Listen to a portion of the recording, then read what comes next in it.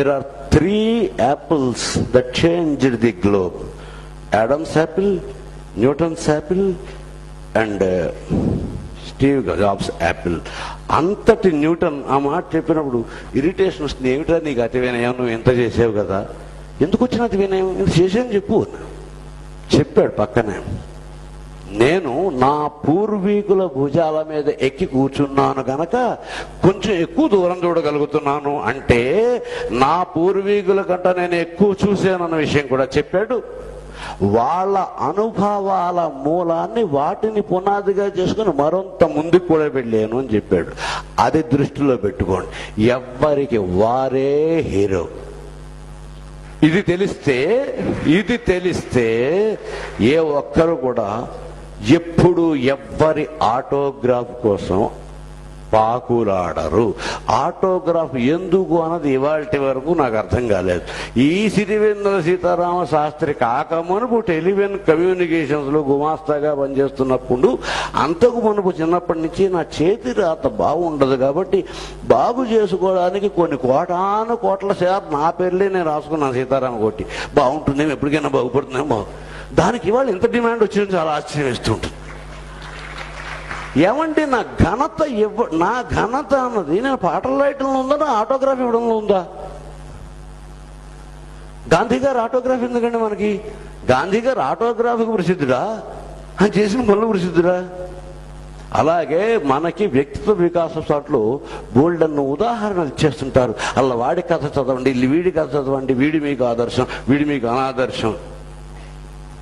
ఊరికే తెలుసుకోండి అంతే. కానీ వాళ్ళెవళ్ళు అక్కడ లేరు, మీలో ఉన్నారు, మనలో ఉన్నారు. ప్రతి దానిని మనకు అన్వయం చేసుకుని అది అహంకరించమని కాదు, ఒక ఆత్మ నిర్భరత.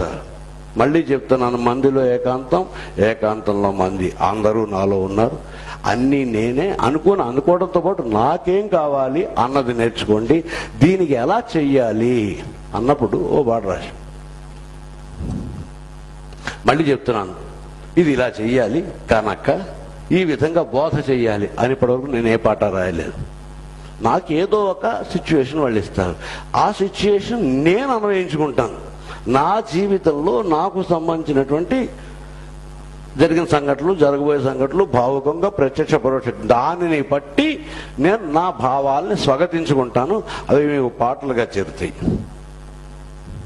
ప్రతి క్షణం ఒక విత్తనం మొలకెత్తడం సరికొత్తగా గమనించుదాం. మనందరికీ తెలుసు, బోటనీ దగ్గర నుంచి విత్తనం ఎలా మొలకెత్తుందో, చెట్టు ఎలా అవుతుందో చాలా ఏళ్లుగా మానవ నాగరికత మనందరికీ తెలుసు. కానీ ఇంకొకటి తెలియదు, మనం ఎప్పుడూ గమనించలా.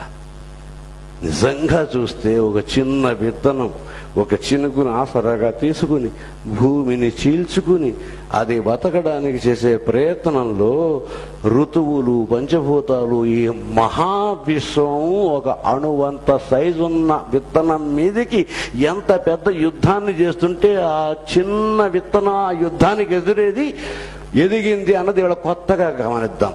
ఒక విత్తనం మొలకెత్తడం సరికొత్తగా గమనించుదాం. నిలువెత్తుగా తల ఎత్తడం నేర్పేందుకదే తొలి పాఠం. అది గమనించండి. ఎవరికీ తలంచకుండా పొగరుబోత్తనంగా తిరగండి అని చెప్పట్లా. భయంతోటో న్యూనతాభావంతోటో తల వంచకుండా ప్రేమతోటి, ఇష్టంతో, గౌరవంతో, నాకు జన్మనిచ్చినందుకు తల్లిదండ్రుల్ని, నాకన్నా ముందు పుట్టి నాకన్నా అనుభవాలను పంచుకుంది నా అన్నల్ని, అక్కల్ని, మమతల్ని పంచుతున్న సాటి శ్రీమూర్తుల్ని, చెట్టుని, పుట్టని, చీమని, చరాచరాలన్నిటినీ నిరంతరం అవి నాకు ఇస్తున్న ప్రేమకి కృతజ్ఞతాభావంగా నమస్కరిస్తాను తప్పిస్తే నేను క్షుద్రుణ్ణి కాదు, వీళ్ళెవరికంటే చిన్నవాళ్ళనే కాదు అన్న భావాన్ని మీరు ఆ సత్యాన్ని గుర్తుపెట్టుకోండి. ఆ భావం ఉపదేశించిన విషయం కాదు, దాన్ని ఆచరణలో పెట్టుకోండి. ఒక విత్తనం మొలకెత్తడం సరికొత్తగా గమనించుదాం. నిలువెత్తుగా తల ఎత్తడం నేర్పేందుకదే తొలి పాఠం. మునివేళ్లతో మేఘాలనే మీటేంతగా ఎదిగాం మనం, పసివాళ్లలా ఈ నేలలో ఎన్నాళ్ళిలాగా పడి ఉంటాం. కునికే మన కనురెప్పల్లో వెలిగిద్దాం రంగుల స్వప్నం. ఇదిగో నీ దారిట ఉందని సూర్యుడిని రారమ్ముందాం, జాగో జాగో రే జాగో జాగో.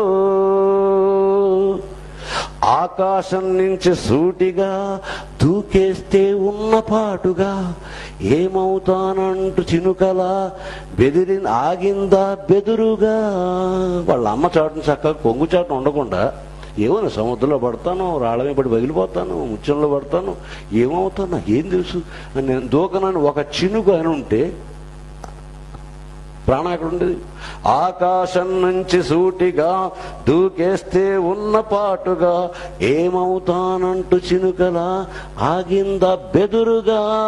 కనకే ఆ చినుకు ఏరులా, ఆ ఏరే వరద హోరులా, ఇంతింత ఎదిగి అంతగా అంతెరగని సంద్రమైందిగా. మొదలెట్టక మునుపే ముగిసే కథ కాదే మన ఈ పయనం. This is the most important. నాకు రాఘవేంద్ర కూడా చెప్పాడు. సమస్యలు వచ్చేయండి, విషాదాలు వచ్చాయి. సమస్యలు విషాదాలు రావు, ఉంటాయి. ఉంటేనే లైఫ్. అవి లేని పరిస్థితి ఎవరికి వస్తుంది? నాకు ఋతువులు బాధ పెట్టవు, నాకు ఏ సమస్యలు ఉండవు, నాకు ఏ అవసరాలు ఉండవు అని ఎవరు చెప్పగలరు? శవం.